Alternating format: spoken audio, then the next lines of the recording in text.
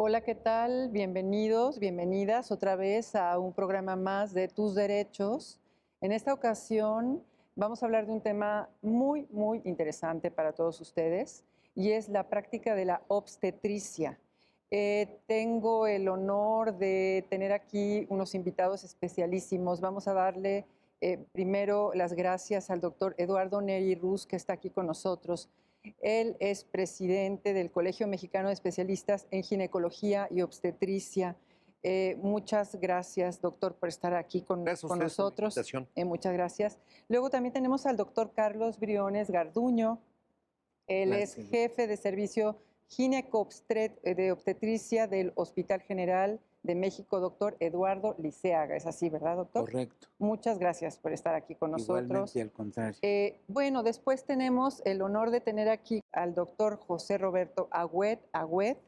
Él es exdirector del Instituto Nacional de Perinatología. Gracias, doctor. Muchas gracias. Y a la doctora Leticia de Anda Aguilar. Ella es ginecobstetra, es profesora del internado médico en la Facultad de Medicina de la Universidad Nacional Autónoma de México. Muchas gracias, Leti. Al contrario, muchas gracias por la Gracias por invitación, estar doctora. aquí. Muy amable. Y bueno, vamos a empezar. Nosotros en México, este programa está dedicado a las cuestiones, sobre todo el derecho a la protección de la salud. Y uno de los temas que sigue siendo importantísimo es la mortalidad materna. La mortalidad materna tiene que ver, obviamente es un problema en relación a la falta de justicia, una justicia que no les llega a todas estas madres que mueren, y además es uno de los principales problemas de salud. Doctor, usted creo que tiene un libro en relación a este específico tema, ¿es así? Así es, doctora. Y además revisé su texto y en este texto hay varias causas que provocan esta mortalidad materna. ¿Qué nos podría usted decir? Como cuáles son las Claro. principales causas?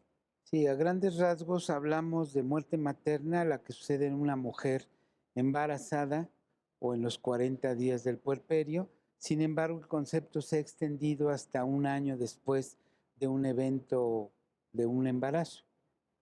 La muerte la hemos clasificado todos los médicos que nos dedicamos a esto en lo que se llama la muerte directa, que está causada por complicaciones médico-quirúrgicas inherentes al evento obstétrico. Y también hablamos de muerte indirecta cuando son factores de riesgo y sobre todo comorbilidades que pueden complicar a esta mujer y llevarla a la muerte. Existe un tercer rubro de muertes no obstétricas, es decir, por ejemplo, una mujer que se accidenta en la vía pública y que no tuvo que ver directa o indirectamente nada del embarazo, sino es un evento desfavorable y entonces tiene esta situación. Hemos visto algunos casos trágicos en los que la mujer embarazada llega muy bien, va siempre a su control prenatal y de repente algo pasa y viene la mala noticia de que la mamá murió y el bebito también murió. Una de los factores que nos han dicho es la preeclampsia, que yo no entendía muy bien a qué se refería. Doctor Neri, ¿me podría usted explicar esto? Claro, con gusto. La preeclampsia es una enfermedad que complica el embarazo con elevación de la presión principalmente. Ujú. Y tiene alteraciones en la sangre de la paciente porque el hígado empieza a funcionar mal. Es todo un conjunto de signos y de síntomas y de alteraciones de laboratorio que dan lugar a que fallen los sistemas de coagulación, Ujú, a que fallen incluso los sistemas neurológicos de las pacientes. ujú. Y más de una vez son detectados hasta muy cerca del parto Ujú. o en el parto mismo o incluso posparto y nos dan una gran sorpresa. No es lo común. Lo habitual es que durante el control prenatal, esto es, las revisiones que se realizan a la mujer antes del parto y que debe de empezar desde las 8 o 9 semanas de embarazo hasta que se va a tener el nacimiento, tenemos evidencia o podemos tener evidencia al tomar la presión, los médicos tomamos la presión a las pacientes hacemos algunas pruebas rápidas en el consultorio para ver si no están perdiendo alguna sustancia como proteínas a través de la orina o están teniendo algunas alteraciones hematológicas que podemos ver clínicamente. Es decir, clínicamente quiere decir que las vemos en el consultorio, ni siquiera necesitamos mandar al laboratorio, como es una hinchazón muy importante. A veces las pacientes durante el embarazo se pueden hinchar las mujeres, pero no es la hinchazón que se presenta tan anormal como en la preeclampsia. Entonces, este tipo de padecimientos, que es el aumento de la presión, más otras alteraciones de los diferentes órganos en la mujer, pueden dar lugar a una muerte súbita y es, como decía el doctor Briones, una de las causas obstétricas y de la muerte directa que da lugar a que perdamos a una paciente. Y también, doctor, he visto y hemos estado leyendo que muchas mujeres sufren hemorragias. ¿Por qué se da esta situación? Que haya muerte materna por una hemorragia. Bueno, realmente los tres factores clásicos que condicionan una muerte materna son los problemas hipertensivos, la hemorragia y la infección, y en porcentajes juegan en diversas épocas la primero, segundo, tercer lugar. La hemorragia, desgraciadamente, es de las complicaciones menos posible de controlar, porque a veces se presentan inclusive después del nacimiento del bebé. Esto nos condiciona una permanente alarma y vigilancia de lo que sucede en el trabajo de parto. Más ahora que por condiciones X que seguramente serán tratadas, la la operación cesárea se practica con mayor frecuencia. Esto condiciona que la matriz sufra una alteración en su unión con la placenta, que se llama placenta previa, y que esto condiciona el problema hemorrágico. Nadie espera una hemorragia. Claro. Es un evento que sucede en forma intempestiva, pero al cual el médico debe siempre estar preparado para resolverla. ¿Cómo?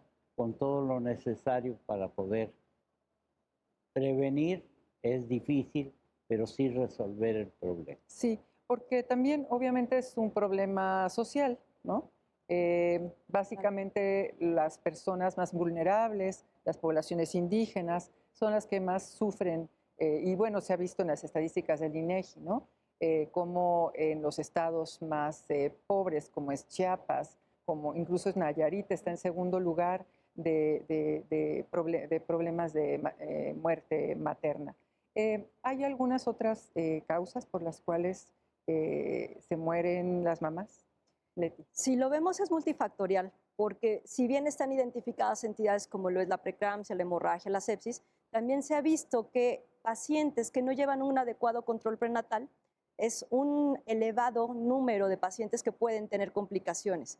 Pero no solamente queda ahí, hoy día nos encontramos la atención que reciben estas pacientes de manera tardía. Pacientes que llegan a solicitar una atención en un medio hospitalario ya cuando van al momento del nacimiento sin haber tenido esa precaución. Durante el trabajo de parto, como bien señalaba el doctor Agüed, se pueden dar eventualidades en las cuales no se tiene la consideración de alguna otra complicación y que la falta de estructura hospitalaria a nivel infraestructura genere, pues desafortunadamente, una pérdida en una muerte materna. Pero además, si llevamos a eso, hay otra serie de condiciones que no solamente es la infraestructura, sino la falta de pericia o de conocimientos que llegan a tener las nuevas generaciones en condición de qué hacer con esos pacientes. Entonces, si lo vemos así, es multifactorial al hecho de que la falta de recursos, tanto hospitalarios como de conocimientos, pues engloban toda esta serie de dinámicas. Y de ahí que pues sea justamente el hecho de que se está buscando el control prenatal, la previsión de las pacientes en una atención oportuna, pero además el que se cuente con hospitales de alta especialidad para la atención de estas pacientes y ya no dejarlas a la atención en un hospital general que no cuente justamente con una infraestructura tan específica como lo puede ser incluso, por ejemplo, un banco de sangre, que un banco de sangre le puede brindar mejor oportunidad de vida a una paciente que tiene una hemorragia, que tiene una preeclampsia, por todo lo que esto conlleva. Ujú. Pues, y además, muchas mujeres sufren infecciones, como decíamos, la sepsis, ¿no? Por una sepsis, ¿una mujer puede morir? Sí, por Sí, supuesto. por supuesto. Sí, sí, sí. La Sí. infección, principalmente el útero es muy sensible a la infección después de un nacimiento. Ujú, Entonces hay que ser muy cuidadosos. ujú. En algunos lugares, sobre todo cuando no se tiene acceso a los servicios médicos, las parteras, las que no conocen bien, pero tenemos parteras bien preparadas, pero las curanderas o parteras a veces utilizan medios de fortuna entre telarañas y ceniza y todo para ponerle o en los desgarros a la paciente, en los desgarros perineales que pueda presentar, y eso causar con más facilidad una infección. Ujú. Incluso hay bebés que mueren dentro de la madre, lo que llamamos óbito, Óbito. y algunos de ellos pueden tener complicaciones infecciosas. Y por supuesto el útero en ese momento, con todos los líquidos, cualquier infección que esté cerca Ujú. puede reproducirse y matar a una paciente. Ahora estaba usted hablando de estos desgarros, ¿no? Que hay diferentes niveles de desgarros, o ¿cómo les Sí, llaman? correcto, hay una ¿Categorías? clasificación, Una así es, clasificación. y hay diferentes grados de Ujú, desgarro, ¿no? sí. Desde un desgarro que es únicamente la piel, como si Ujú, nosotros se nos jalara de repente en un zipper o en alguna cosa la piel y no pasa absolutamente nada, ujú, hasta cuando se puede romper el músculo ujú, que mantiene los órganos genitales en su lugar. ujú. Así es, del 1 al 4 es la... Y si estos desgarros también pueden provocar alteraciones en las funciones, no sé, para siguientes reproducciones o funciones sexuales de la mujer, ¿no? ¿Es así? Claro, claro. En la mujer hay un grupo de músculos que se conocen como grupo perineal que rodean precisamente los orificios naturales. Ujú, Se le llama también urogenital. Estos desgarros, cuando no se reparan adecuadamente en un parto en el cual sucedieron, bueno, a lo largo de la vida de esta mujer va a tener consecuencias. ujú, Puede tener incontinencia urinaria, incontinencia fecal, problemas cuando tienen coito, cuando tienen vida sexual, porque están involucrados este grupo de músculos en eso. ujú, Entonces sí se requiere una reparación adecuada porque el nacimiento de un bebé pues puede implicar un desgarro. Hay bebés pequeños de menos de 2.500, pero hay bebés macrosómicos que pueden desgarrar y desvirtualizar toda la anatomía de ese órgano ujú. genital de la mujer. Cuando el doctor Neri nos hablaba de óbitos, estaba yo viendo unas estadísticas del INEGI que en 1990 había 88.7 muertos por cada 100,000 niños nacidos. Actualmente, de acuerdo al INEGI, en el 2015 han disminuido los óbitos, pero de todas maneras eh, continúa habiendo 34.6 muertes, ¿no? Por cada 100,000 niños nacidos. De todas maneras sigue siendo un problema y de todas maneras una situación muy dolorosa para la familia, ¿no? Si es que la madre subsiste y que le digan que después de que el embarazo fue perfecto, que el bebito murió. Sí, una cosa es el feto que muere dentro del claustro materno Ujú, por complicaciones propias del embarazo ujú, y otro es el producto que sufre en el momento del parto y que por una mala atención pudiera condicionar una falta de oxigenación y de ahí derivar o un problema neurológico que lo imposibilitará en el futuro o bien la mortalidad del mismo. ujú, Sin duda es una tragedia, ujú. porque toda mujer embarazada lo que quiere es tener su Y un hijo en niño casa. sano, ¿no? Y el médico también. Ujú, claro. El médico que tiene frente a sí un problema de un óbito es un grave conflicto de tipo Interno, personal, personal, claro. moral, para Profesional, con el paciente. claro, claro. Porque salir a decirle a un familiar que su producto, desgraciadamente por alguna complicación, no sobrevivió, creo yo que es una situación de gran tensión De y que mucha tristeza. condiciona una serie de reacciones en la familia y quien más sufre es el médico, a pesar de que alguna gente pensaría que pues el médico se aleja un poquito de ese sentimiento. Ujú. Creo que los obstetras seguimos siendo paternalistas Sí, qué bueno. y qué eso bueno. nos da un acercamiento hacia la mujer. Cualquier complicación la sufrimos como si fuera un familiar. Claro. Estos óbitos, ha habido historias terribles, ¿no? O bueno, como decía el doctor, puede ser que el niño nazca, pero ya nazca con alguna deficiencia. O, ¿qué nos podrías decir, Leti? Como bien comenta el doctor Agüed, se puede dar la muerte fetal durante el embarazo y que, bueno, representa una pérdida de impacto para lo que es esa familia que está esperando, pero creo que todavía es mayor el impacto cuando se llega al final del embarazo, está el trabajo de parto y ese trabajo de parto no siempre es, y hay que reconocerlo, es del todo vigilado y que se presenta una pérdida fetal. Hay que señalar que el mismo trabajo de parto, como lo es para la mamá, como lo es para el feto, significa un esfuerzo mayor. Y habrá fetos que, aun cuando durante todo el embarazo mostraron un bienestar fetal, durante el trabajo mismo se enfrentan a una condición de mayor estrés y que eso lleva a que durante el mismo trabajo de parto se pierda este producto. Pero no solamente es eso, sino de que puedo haber sido sometido a este trabajo, tener un sufrimiento fetal y que ese sufrimiento fetal le deje secuelas, que bien le lleve a que los primeros días tenga una condición todavía más complicada y que fallezca o bien que quede con secuelas. Entonces, tanto la muerte como esas secuelas que pueden dejar a un niño con una hipoxia que le genere un retraso en el crecimiento, un retraso psicomotriz, un retraso intelectual, pues es todo un impacto para esa familia, para la sociedad, incluso si lo vemos así a nivel nacional, porque son chicos que van a tener una serie de condiciones especiales que no siempre se tiene pues esa preparación cultural para aceptarlos y para poderlos integrar. Entonces, una muerte materna, una muerte fetal o un niño que queda con secuelas o una mamá que queda con secuelas después de un trabajo de parto que no siempre fue bien vigilado o que existió una eventualidad, finalmente la obstetricia tiene esa particularidad que aún con toda la vigilancia y todo se pueden presentar eventualidades que no siempre deseamos, pero que están presentes. Es algo increíble, ¿verdad? Que después de tanto desarrollo de la ciencia, después de tanto desarrollo de la medicina, sigamos siendo tan vulnerables en Así esta es. materia, ¿no? Es algo importante. Sí, Yo quisiera puntualizar un poco los números que nos dijo, doctora. sí, En realidad se llama en conjunto mortalidad perinatal.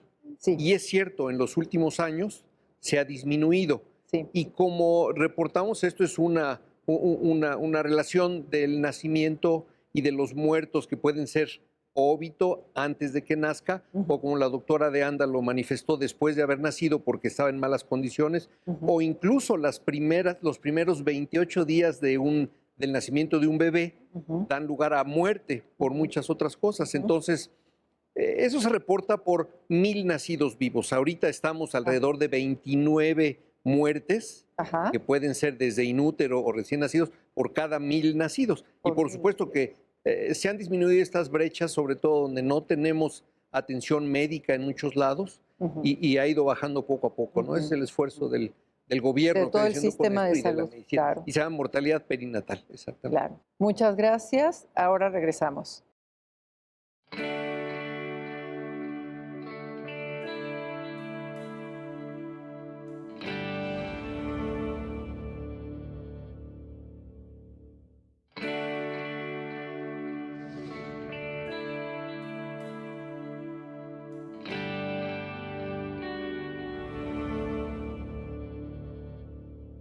Hola, regresamos. Estamos aquí hablando de los problemas de la obstetricia y de este derecho humano fundamental que está violentándose cuando tenemos estos problemas en México y sobre todo somos el primer lugar de chicas que se embarazan adolescentes, o sea, chicas adolescentes embarazadas. Eso quiere decir que todos los métodos anticonceptivos o qué es lo que está sucediendo, que algo no está funcionando en nuestro país y que cada vez con mayor frecuencia nos enteramos de que hay más chicas adolescentes que no, bueno, que están practicando el sexo y que no se cuidan. Doctor, ¿qué experiencias tiene usted? Por lo general, ¿qué casos ha tenido y qué edades pues de edad de niñas? Porque hay veces que son niñas las que se embarazan. ¿Y qué casos nos podría Y relatar? el embarazo en la adolescente es un problema de salud pública. Verdaderamente es eh, muy real, muy dramático el encontrar niñas que están en inicio de su crecimiento como mujeres y que ya son portadoras de un embarazo. Por ejemplo, en el Instituto Nacional de Perinatología, hace 15 años, atendimos a una chica de 9 años de edad que había sido embarazada por su padre no genético, sino su padrastro, Padrastro. el cual tenía relaciones previamente antes de que esta niña madurara desde el punto de vista hormonal. Ujú. La embaraza, por fortuna la madre hace un esfuerzo y demanda al esposo, al cual meten a la cárcel en la provincia. Tuvimos que operar a esta nena, tuvo una mujercita que fue donada porque ella no estaba en condiciones de hacerse De cargo ejercer de la la misma. maternidad, claro. Pero lo que impactaba más es que al día siguiente ella pedía que le llevaran una muñeca Ujú. cuando había tenido una criatura ya. Sí. Increíble. Realmente esto impacta. Y bueno, en este caso, qué suerte que la esposa de este padrastro de la nena tomó esa decisión, porque hay veces que se encubren estas relaciones de los padrastros con las hijastras, etcétera, ¿no? Por fortuna, ella acudió Ujú, a las autoridades, detuvieron al esposo que está en la cárcel ujú, y que dentro de las cosas que se dicen son la gente que son mal vistas dentro de la propia cárcel ujú. por la actitud que han tomado contra una criatura de esa Claro, edad. terrible. Gracias por compartir esta experiencia. Doctor, ¿qué nos puede decir, doctor Briones, en relación a Bueno, qué es lo que no ha funcionado? ¿Por qué las chicas se siguen embarazando de esta manera? bueno, yo creo que en nuestro país, como en muchos, sobre todo Latinoamérica, África, Asia, lo más importante es la educación. Yo creo que estos embarazos tempranos son multifactoriales, pero están ligados al factor educativo. En nuestro país tenemos que trabajar intensamente en las escuelas sobre qué es la educación sexual para impartir un conocimiento de la fisiología, de la anatomía y que la vida sexual es un impulso que tenemos los seres humanos y que nos van a orillar a tener actividad sexual. Esta debe ser con responsabilidad, es decir, debe ser protegida, debe ser en el tiempo adecuado y los embarazos idealmente deben ser pensados, planeados y deseados, por supuesto, para que esto Ujú. suceda. Entonces, son varios los factores, a veces la integración familiar, el núcleo, la sociedad en la que vive esta persona, el nivel cultural, a donde repito que la escuela pues juega un papel preponderante en esta situación. Tenemos todavía mucho que hacer. En nuestro Y país actualmente tenemos 1 de cada 5 nacimientos es de una mujer de 19 años o menor. Entonces tenemos que trabajar. Si en nuestro país nacen 2.4 millones de niños cada año y pensamos que una quinta parte son de mujeres adolescentes, pues esto tiene muchos impactos sociales, políticos, económicos, que tenemos que tomar en cuenta, porque una mujer, una niña no está preparada para la maternidad, ni mucho menos para educar a un bebé, y claro, entonces va a traer problemas sociales que son muy muy importantes, importantes. claro, claro. Yo quisiera puntualizar que debemos entender que no hay embarazo sin riesgo. Una mujer joven, una mujer sana tiene un riesgo pequeño, una probabilidad baja de complicarse, pero una mujer añosa o una mujer enferma, pues esta posibilidad se incrementa mucho. Y entonces esto es importante. los extremos de la vida reproductiva como la adolescente o la mujer añosa que ahora también vivimos, porque van postergando la maternidad, pues dan dando origen a diferentes causas. Sí, la naturaleza, al fin y al cabo, es muy sabia, ¿verdad, doctor? Así es. ¿No? Hay que tener a los chamacos jóvenes, pero sanas, ¿verdad? Y maduras, ¿no? Otro de los grandes problemas de salud y en relación con los temas que ustedes manejan es el abuso de las cesáreas, ¿no? Por ejemplo, también en América Latina estaba yo viendo que también ocupamos el horrendo primer lugar en cesáreas, usted me lo dirá ahorita, doctor, y además que una cesárea en México cuesta 5 veces más que un parto. 5 veces más. Entonces, a las aseguradoras pues les conviene mucho mejor convencer a los obstetras a realizar cesáreas. ¿Es así? Yo creo que son varios los factores. Por supuesto que ocupamos uno de los primeros lugares en el continente, sin embargo, no somos el primero. ¿No? Nos gana Brasil, Ujú, un poquito más arriba, Venezuela, a pesar de sus problemas, también está teniendo muchos, y después creo que estemos nosotros. ujú. A niveles privados se llega a ver cantidades hasta de un 80% de los nacimientos por vía cesárea, lo cual es mucho más caro, por supuesto, y mucho más riesgoso. Hoy por hoy, a pesar de que tenemos mejores anestesias, mejores quirófanos, mejores materiales de sutura, el operar a una paciente que no lo necesita para poder tener un nacimiento, bueno, pues aumenta unas 20 o 25 veces el riesgo inclusive de muerte de la paciente. ¿Y qué sucede? Que una vez que una gente ha tenido cesárea, y esto se decía hace mucho, pero hay muchos médicos que persisten en ese pensamiento.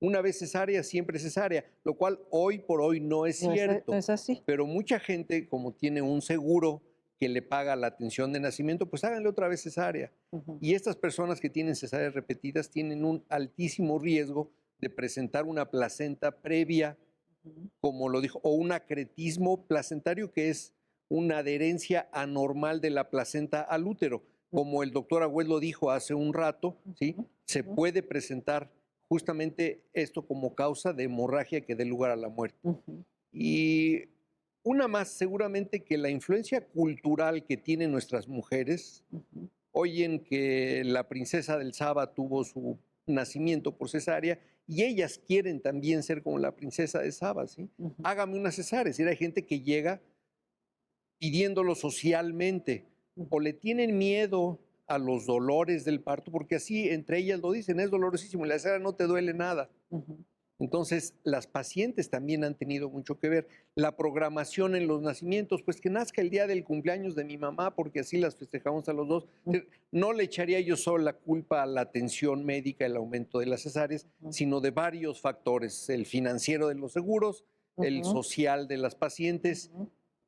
y ocasionalmente la facilidad técnica. Para nosotros es mucho más fácil hacer una cesárea que Mucho atender más, un parto. claro, porque además como que a los médicos les daba, bueno, a los obstetras, no a ustedes ni a ninguno de sus amigos, pero les daba flojera a algunos estar esperando las horas de que se vaya abriendo. ¿Cómo se llama esto, Leti? La dilatación, La el dilatación. borramiento y las modificaciones pélvicas. Y pues sí, es cierto, es muchísimo más cómodo, por decirlo de alguna manera, que se establezca, como dice el doctor Neri, una fecha por conveniencia, por gustos. Incluso nos hemos encontrado en esa diversidad de situaciones, pacientes que llegan porque hasta la influencia de la luna y que el signo y que no sea Capricornio, cosas tan Y ahora con esto inverosímiles. de las dulas, o cómo se llaman, que están muy de moda, ahora las mamás modernas que quieren volver a regresar a tener sus partos como con velas y con música, etcétera. ¿Qué opinas de esto, Leti? Bien, pueden tener el beneficio de acercar a las mujeres, como bien decía el doctor Neri, a algo más fisiológico, a perder ese miedo, pero nos estamos yendo al extremo donde una dula, que es una orientadora o es alguien que asiste a la mujer durante el trabajo de parto, puede tomar decisiones. Incluso a veces llega la imposición de decir no un bloqueo, no una analgesia, no una solución, porque vamos a llevar a cabo un parto fisiológico. O bien el decir no ponemos ninguna canalización, no oxitocina, no nada, médico a fin de que todo sea lo más natural y que en ocasiones puede ser favorable, pero no siempre va a un criterio médico vinculado. Entonces aquí tenemos que tener ese equilibrio entre la participación de la dula como apoyo a la mujer en un trabajo de parto y la participación del obstetra con el conocimiento que tiene de lo que es la fisiología del trabajo de parto, Claro. que es toda una ciencia Claro. en la cual pues hay que tener justamente el cuidado de no abusar ni de un lado ni del otro. Entonces, creo yo que es un tema así de controversia. O ya no está de moda que los bebés nazcan en las albercas, en el agua, doctor. Es decir, estamos un grupo charlando de este Sí. tema. Quisiera ir un poquitito atrás Sí, doctor. en la cosa del embarazo en la adolescente, Sí. porque si cronológicamente adolescencia es hasta los 19 años, el comportamiento de una criatura de 9 años al de una de 19 es totalmente diferente. Es verdad. Entonces, la clasificación de adolescente grupo 1, que va de los 9 a los 16 años, contemplando la del grupo 2, que va de los 7 en adelante, el comportamiento es totalmente diferente. Por eso las cifras a veces se abultan demasiado. Pero el embarazo de muy alto riesgo es del grupo 1, menores de 16 años, donde sí hemos visto un incremento. Muy bien. En relación a la moda de la atención obstétrica, creo yo que es como si viviera don Luis Castelazo en 1967. Él publicó en la gineco-obstetricia número 1 del Seguro Social que de cada 100 pacientes se operaban 2.7. Vamos a suponer, 3 pacientes requerían cesárea y 97 tenían el parto natural. En la actualidad, a pesar de que se trata de no abusar de la operación, las cifras, tanto institucionales como privadas, se han elevado brutalmente. Las oficiales no andan en 15, andan en 35 y en 40. Y cada año tienden a incrementarse porque ya hay pacientes con cesárea anterior. Pero las privadas es brutal. Brutal. Andan por encima del 80%. Y hay médicos que desde el principio le dicen a su paciente, yo no atiendo partos, yo te opero, y tienen días quirúrgicos, Claro. un día de la semana, Muy cómodos. muy cómodo, en donde realizan un procedimiento quirúrgico que no está exento de riesgo, como dice el doctor Neri. La mortalidad se multiplica brutalmente y las complicaciones. Claro, claro. Los seguros tienen parte de la culpa. De la culpa. ¿Por qué? Porque pagan una cesárea, que en términos generales un cirujano entrenado les parece bien 1 hora, hora y cuarto. Bueno, hay algunos que corren tras el glóbulo rojo y tardan en un turno al otro de enfermería, pero vamos a hablar de 1 hora a lo que es un trabajo de parto natural, que puede ser entre 6 y 8 horas. La cesárea es programada, el trabajo de parto no es programado, es espontáneo. Claro. Entonces esa comodidad ha incrementado, más otros factores, indudablemente. Cambios de criterio de manejo. Antes el parto pélvico lo atendíamos por vía vaginal. En la actualidad, obviamente no. El embarazo gemelar también era factible atenderlo en algunas ocasiones por vía natural. Ahorita, embarazo gemelar jamás se atiende a menos de que venga en forma explosiva y que no alcance la paciente a llegar. ¿Me entiendes? Son una serie de factores que tenemos que reflexionar si eso es lo correcto o tenemos que marcar hasta aquí y vamos a reconsiderar. Claro. Usted me preguntó en el parto en alberca. Yo no lo practico, no voy de acuerdo con él y creo yo que las gentes que lo realizan habrán encontrado factores que alivien el dolor de la mujer y que hagan que el producto nazca en buenas condiciones. No tengo experiencia, no Ya. puedo opinar de Ya, muy bien. Pues bueno, hay otro tema que me inquieta mucho y quiero tratar con ustedes, porque he visto la cantidad de reacciones en contra, sobre todo de la comunidad médica, y es este concepto que se llama violencia obstétrica. Yo he tenido algunos ejemplos, por ejemplo, en Chiapas, cuando sin autorización de las mujeres indígenas se les coloca un DIU sin su permiso, violentándole todos sus derechos humanos, ¿no? Y a eso podríamos denominarle violencia obstétrica. Es violencia obstétrica, por ejemplo, el subirse encima de la panza, o como le dicen ustedes, la panza, Cristel, ¿no? y La luego maniobra de Cristel. empezar a empujar y a presionar para que el bebito salga. Quisiera saber su opinión, doctor. Bueno, mi opinión es que quizá sí es una realidad la violencia obstétrica y en algunos lugares de nuestro país es muy evidente. Sin embargo, es un tema que también se ha exagerado y se ha mal entendido, porque si bien puede ser el Cristeller o hacer una episiotomía o la misma operación cesárea pudiera considerarse una violencia, se tiene que tomar en el contexto de cuáles son las indicaciones. Es decir, todo en la medicina tiene un porqué y lo hemos aprendido a través del tiempo.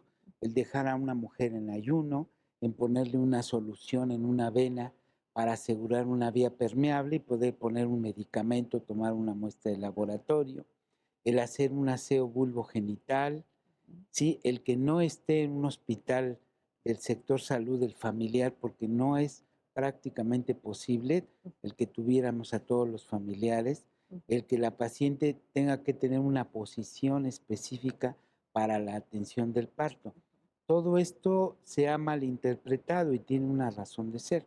Si bien existe a veces maltrato, que eso sería violencia obstétrica, con la mujer, con la forma de conducirse, de hablarle, de decirle o bien de proponerle, en la actualidad yo creo que los hospitales, que son en su inmensa mayoría del sector salud, pues mantenemos un respeto, una ética por las pacientes, tenemos que explicarles el porqué de todas las acciones que vamos a tomar. Entonces yo creo que tendríamos que analizar esto detenidamente. Quizás lo que ha faltado es más comunicación, ¿no? Así es. Yo Bueno, ya creo es que además las mujeres están, mujeres embarazadas, y además por las hormonas, somos más sensibles, ¿no? Y estamos, sobre todo embarazadas, estamos sumamente sensibles. Y cualquier gritito que nos eche el médico, pues Por ya. ejemplo, la misma bloqueo peridural, la misma anestesia obstétrica, a veces se puede tomar como una violencia, sin embargo, la analgesia es precisamente para permitirle a una mujer estar en su trabajo de parto con mayor comodidad o con menor incomodidad en el trabajo de parto y poderlo tolerar. Claro. A veces el que se desespera el paciente, se desespera el médico y la familia, eso precipita a veces tomar decisiones como ya operarla porque todo el mundo está presionando, todo el mundo está diciendo y a veces no es la mejor Y decisión. las decisiones tienen que tomarse de manera serena, ¿verdad? Claro. Ante todo. ¿Usted qué opina de la violencia obstétrica? La terminología nos hace mucho mal. Eso, Ujú, Esto es, decir violencia ujú. quiere decir la agresión. o intentan hacer que el médico llegó a violentar, a violar, a golpear, a lastimar a la paciente, lo cual nunca hacemos. Esto es, los médicos, tal vez por errores o tal vez por falta de pericia, cometamos errores, pero nunca vamos a la violencia. Ujú. Este término generado, yo siento, de algunos grupos sociales, principalmente de mujeres que ni siquiera han vivido la ausencia de servicios médicos como sí los tienen las personas en nuestros lugares más pobres del país, pero a lo que van es que se les debe de retribuir. Ellas, la gente, me voy a expresamente a hablar de Gire, que es quien lo sacó más que otra cosa, Ujú. lo que quieren es que Esto se de les dé Gire, dinero, que ¿quién se es? les... ¿Quiénes son Gire? Este grupo Es una organización no gubernamental. Ujú. que va en función tiene de un nombre, reproductiva. no recuerdo ahorita justamente lo Ujú. que es, pero tratan de defender los derechos de las mujeres, lo cual es extraordinariamente bueno, pero no utilizando para las probables fallas o para las probables desviaciones de un proceso de tratamiento de un parto, el que hagamos violencia. Claro. Esto es, señora, le vamos a poner un suero porque es necesario. No, te violentaron. No, no es cierto. Es decir, nosotros ya evaluamos que el parto no va normal y tendremos seguramente que ayudarle médicamente. Para eso, o por eso se ha logrado disminuir la mortalidad materna, en que los médicos hemos podido intervenir y no necesariamente porque le pusimos un suero la Claro. estamos violentando. Entonces, Claro. para mí, la palabra, el término violencia es lo que no va nada bien. Ujú. Desafortunadamente ha sido aceptado en algunos estados como Sí. válido y obviamente cuando llega uno con el juez le dice, usted es un violentador de mujeres. No dicen, usted le puso o le hizo una episiotomía a una paciente que necesitaba para favorecer el parto. Si yo veo que el parto viene normal, no tiene ningún problema, pues solamente voy a acompañar a la paciente y no le voy a hacer una episiotomía porque a lo mejor necesito utilizar un instrumento para poder obtener al bebé más fácilmente sin que haya daño a la paciente y sin que haya daño al bebé, Ujú. pero no lo violenté. Entonces, para mí eso sería el problema de la violencia, Claro. el término como tal. Claro, claro, claro. Bueno, en un momento regresamos. Gracias por estar aquí con nosotros.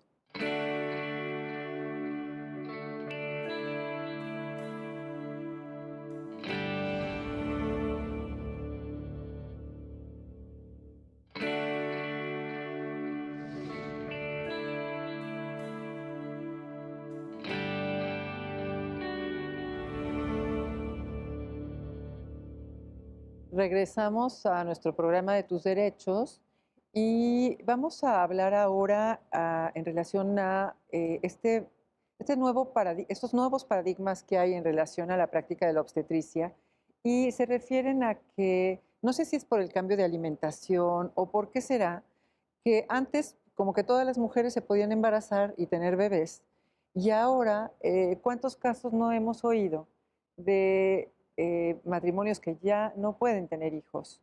Y entonces están recurriendo a las reproducciones asistidas, doctor.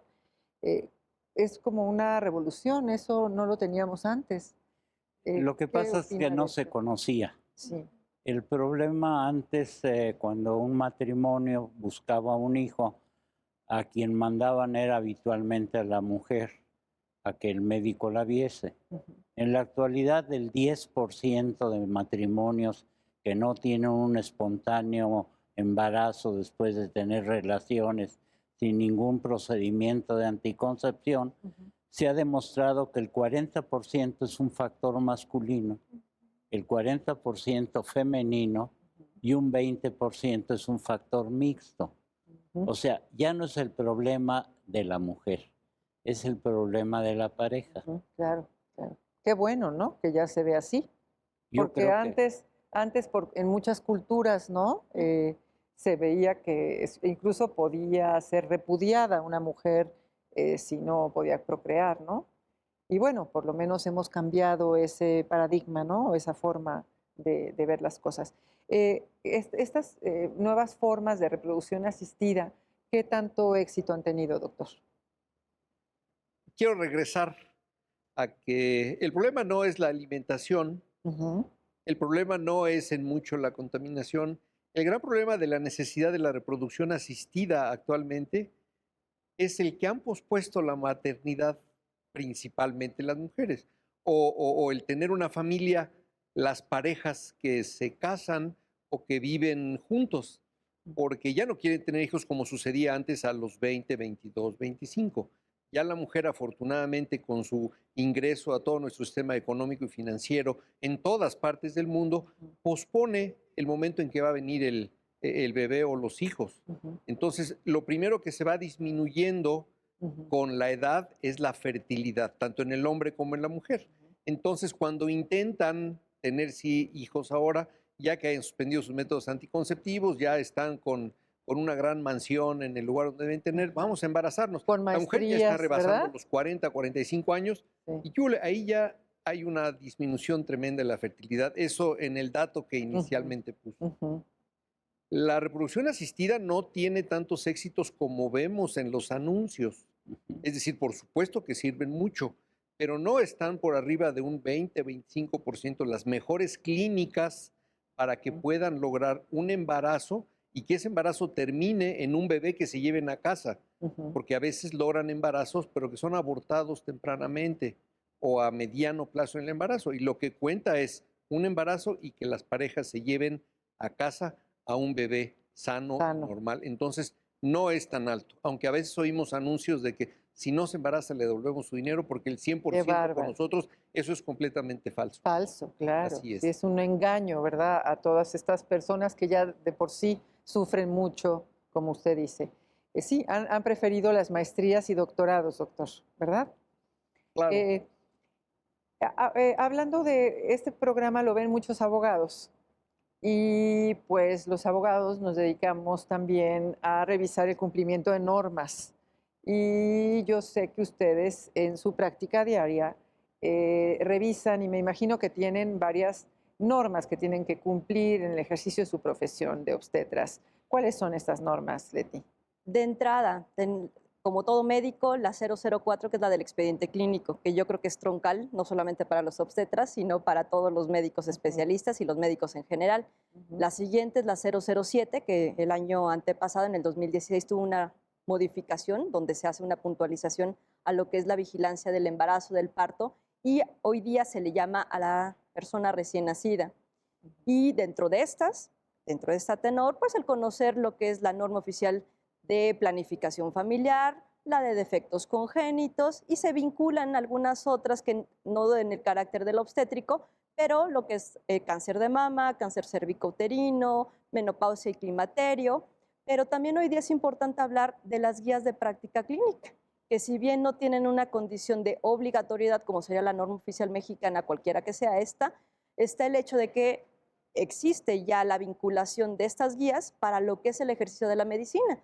Tenemos mucha jurisprudencia, hablando justamente de lo que los abogados son expertos, en donde se establece la condición de que la guía de práctica clínica, que no es otra cosa más que el conjunto de evidencias y recomendaciones médicas para nuestro ejercicio, y que tiene un soporte de tipo jurídico. Entonces, estamos al hecho de que hay que cumplir con las Claro. normas, pero también hoy día empieza a incursionar la necesidad de atender a las guías de práctica clínica. Y eso les otorga mucha seguridad a ustedes, ¿no? Como médicos, el saber que tienen una norma oficial, ¿no? Para que bueno, ¿y qué les parece? ¿Se cumplen en su totalidad? ¿Qué piensa usted, doctor? Bueno, en su gran mayoría sí. La verdad es que en general sí se cumplen. Lo importante también es señalar, porque a veces los médicos jóvenes piensan que solo hay que aprenderse la guía de práctica clínica y no es así.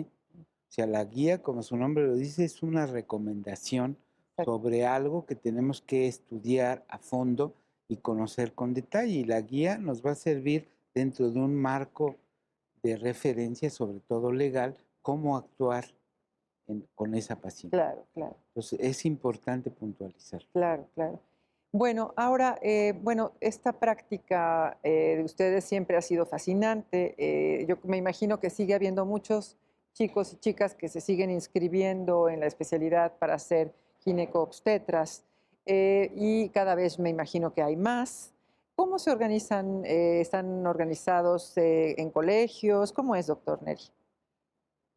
Hay varias escuelas Ujú, que forman ginecólogos. ujú, Esto es, el médico, una vez que ha estudiado su carrera de medicina, la licenciatura en medicina, ujú. hace una preparación dentro de un hospital que se conoce como internado o como residencia rotatoria, y ahí ellos ya pueden escoger hacia una especialidad.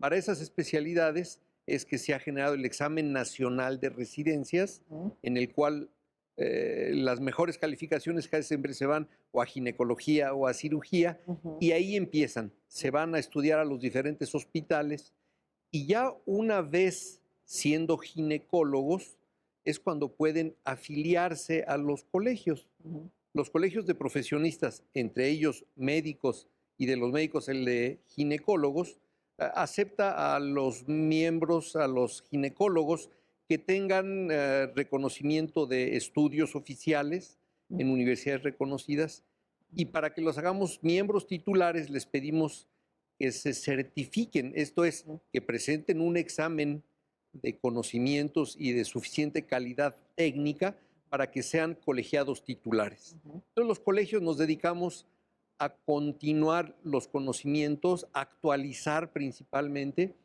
y hacer, al menos en el caso del Colegio Mexicano de Especialistas en Ginecología y Obstetricia, prácticas en simuladores para que las personas ahora no tengan que practicar o aprender en pacientes, que también es llamado violencia obstétrica, que hace un rato lo oímos, el que una paciente sea revisada por más de 2 o 3 personas, con justa razón. Ahora tenemos simuladores y los colegios en los equipos de simulación hacemos muchas prácticas, como es atender un parto, como es hacer una cirugía, sin que tengamos que molestar a ninguna paciente. Qué maravilla. Eso es nuestra principal función. Qué maravilla, qué bien. Así es. Y doctor, ¿qué me podría usted decir? ¿Qué naturaleza tiene un ginecobstetra?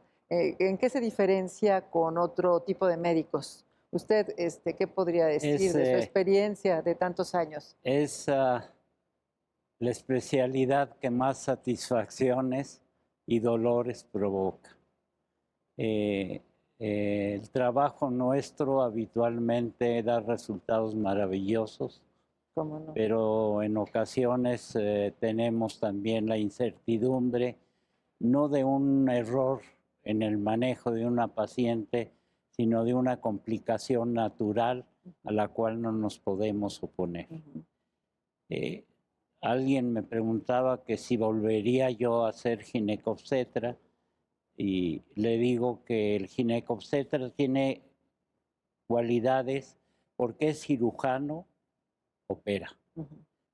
Tiene cualidades pediátricas porque vigila el embarazo, porque maneja extraordinariamente las complicaciones médicas del embarazo, la cardiópata, la hipertensa, la diabética, y además tiene la cualidad de ser paternalista. Creo que esas cualidades hacen que el ginecobstetra tenga una imagen muy particular. Quiero también marcar un detalle. Actualmente el número de ginecólogas se ha incrementado brutalmente. Antes en una residencia había un 10 o un 20% de mujeres. En la actualidad hay residencias donde más del 50% son mujeres.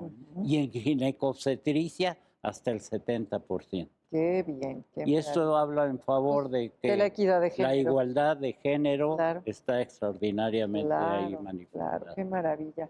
Tú, Leti, ¿qué nos podrías decir de tu experiencia en tu práctica? Como bien comenta el doctor Agüed, es una amalgama de conocimientos donde pues en esa cuestión el tener la satisfacción de compartir con una familia la llegada de un nuevo miembro es de las emociones más explosivas que uno pueda tener, porque además uno vive con ellos el 9 crecimiento, desembarazo, todas las vicisitudes, todas las angustias, pero también la satisfacción de que cuando llega es el recibir esa oportunidad de una nueva vida y además de que uno tiene la satisfacción de poderlos ver crecer porque pues se convierten en parte de nosotros, exactamente. Claro, Entonces yo creo que es una de las especialidades, por no decir que es la más, que tiene esa cuestión de tener lo quirúrgico, lo médico y como alguien diría, lo que nadie tiene, lo obstétrico, que es justamente lo que nos da el ser únicos, por decirlo de alguna forma, que el embarazo es particularmente diferente. Doctor Briones. Sí, realmente es una felicidad, como dice el doctor Agüed, porque es la única situación en la medicina en que el médico es responsable de 2 seres humanos. Realmente uno tiene que vigilar el crecimiento, el desarrollo del feto, ahora apoyado con la nueva tecnología, que esto permite predecir con mucha anticipación el desarrollo de un bebé y poderse anticipar y que en el momento del nacimiento esté un cirujano, esté un cardiólogo, esté un neurólogo para poder asistir a ese recién nacido que va a llegar. Qué afortunado, ¿verdad? Que tengamos estos ultrasonidos tan modernos, ultrasonido que es ya se como la puede ver hasta máquina la del carita futuro. la carita del bebé, ¿verdad? Así es. Es algo Estamos increíble. viendo el futuro, ¿no? El En futuro, ese ya sentido. estamos viviendo el futuro. Doctor, Creo que es la más completa de las especialidades. Voy a pecar de que es la mejor y a mí me sigue llenando hasta las lágrimas de emoción el atender un parto. Después de 36 años que tengo de ginecólogo, de veras, me sigue llenando. ¿Por qué? Porque es realmente satisfactorio. Lo que dice el doctor Agüed es cierto, es sumamente difícil en momentos en los cuales estamos a un lado de la muerte y estamos peleando contra ella, tanto por el bebé, que probablemente esté a unos minutos de morir y tenemos que actuar, como de la madre, que la encontramos en problemas extremadamente graves como una hemorragia, como un desgarro o una ruptura del útero, que esto puede pasar, y sí nos pone a temblar. Sin embargo, la buena preparación técnica pues debe dar lugar a poder esa es la salvar base, a ¿verdad? esa Estar persona. bien preparados Así y es. seguir formando a las siguientes generaciones. Y seguir enseñando esto a la gente. Y sobre todo por ustedes, supuesto. que son un gran ejemplo para las nuevas, para los jóvenes. Así es. Y bueno, los felicito por su valentía, por esta dedicación Gracias. que se siente en el corazón, de verdad. Y muchas, muchas gracias por haber estado todos ustedes aquí en este programa. Muchas gracias. Gracias. Gracias también a ustedes. Hasta luego.